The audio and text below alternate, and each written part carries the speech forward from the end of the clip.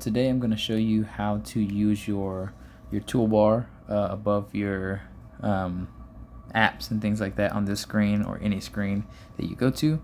So if you have no idea what I'm talking about, I'm going to explain. So on any screen where you see, the time right now is 1:38, you see the battery level right there on the right, some other icons that you may not know what they are, but what we'll do is we'll have our finger and put it over the very top of our phone where you see those icons, and drag down. So it gives you a little menu here. It's got the Wi-Fi, Bluetooth. It's got some other icons that may not make any sense as you see them.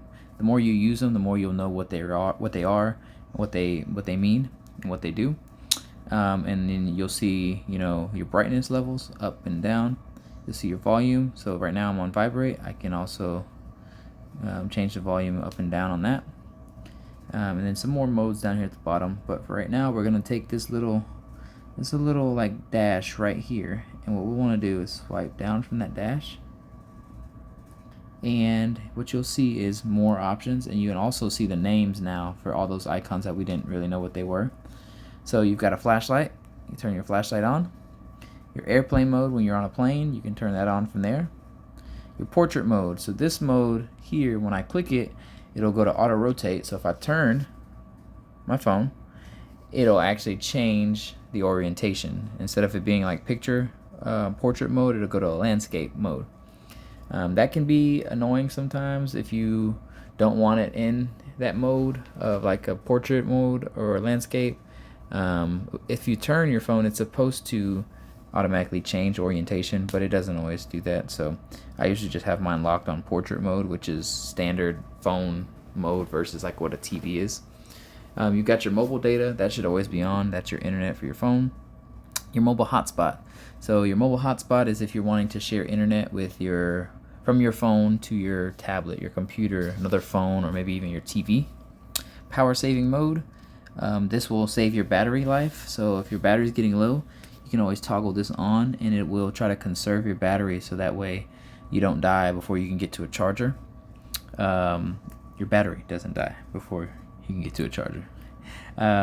Your location is right there next to power saving, so this will be able to track your phone.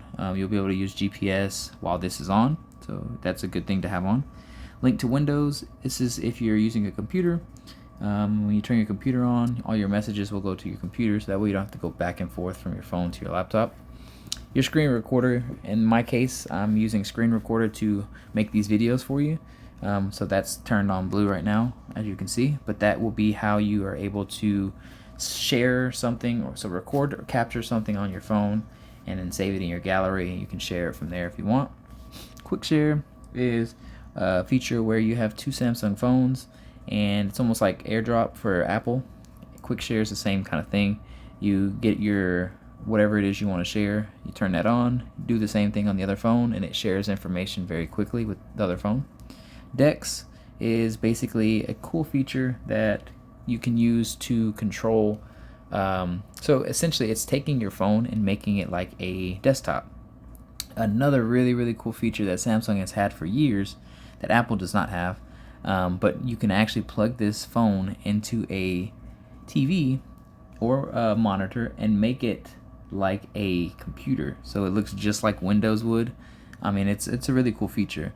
If you want to see any of these features that I'm telling you about or explaining, be sure to just let us know. Leave a comment, or you can create a little on your member portal, fill out that form and say, hey, I would like to know how Dex works, or how Quick Share works, anything like that. So moving right along, the Eye Comfort Shield. So this is a good feature to have on because it's supposed to optimize the screen brightness and things like that for your eyes.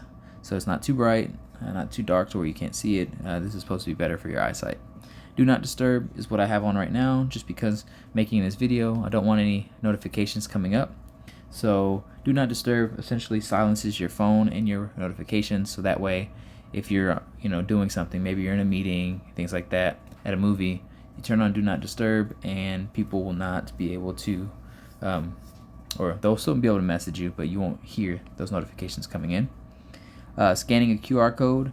So this feature you can really do this from your camera app, but if you needed to scan a QR code, you would just click that. It would open your camera and you could scan a QR code. The interpreter is cool because, again, it's another feature that Samsung's had for years. I don't know that Apple has, but you can toggle that on, and then what's being said will be interpreted for you, which is a really cool feature.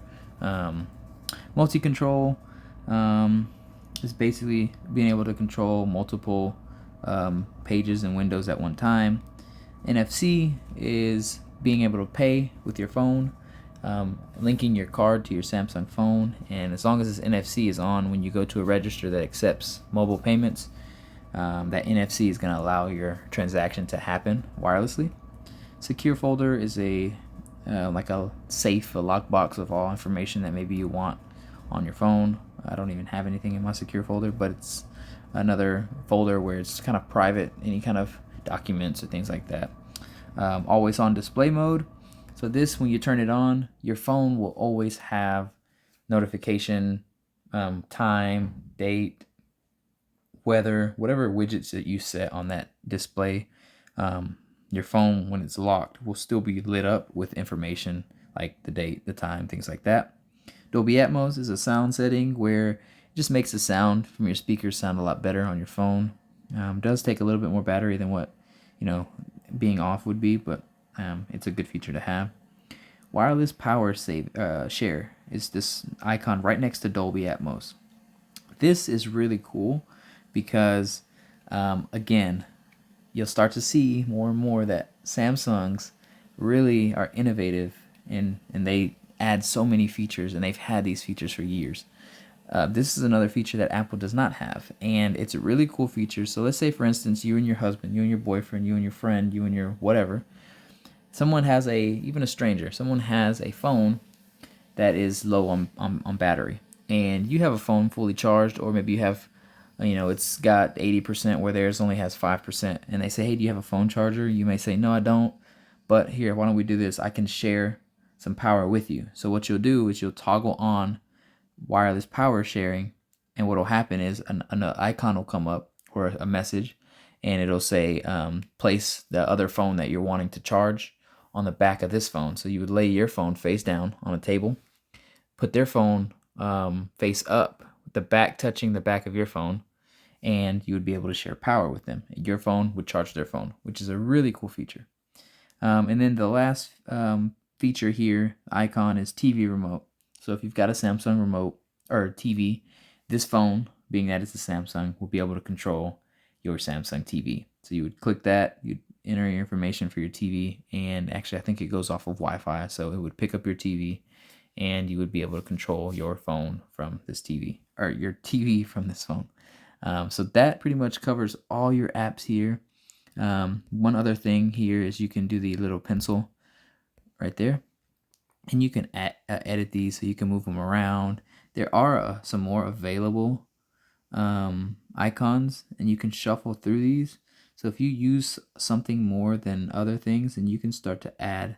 So let's just say I did, let's just go to Shazam. And let's say I use Shazam a lot, and I would like that to be a quicker access button. I could click Shazam, and I could put it, it pops up right next to where the TV remote next to it. You could also move these around. So if you use one more than the other, you can move it up, you can move it down, or you can just delete it by hitting that the red little dash there. So that's something that's really cool.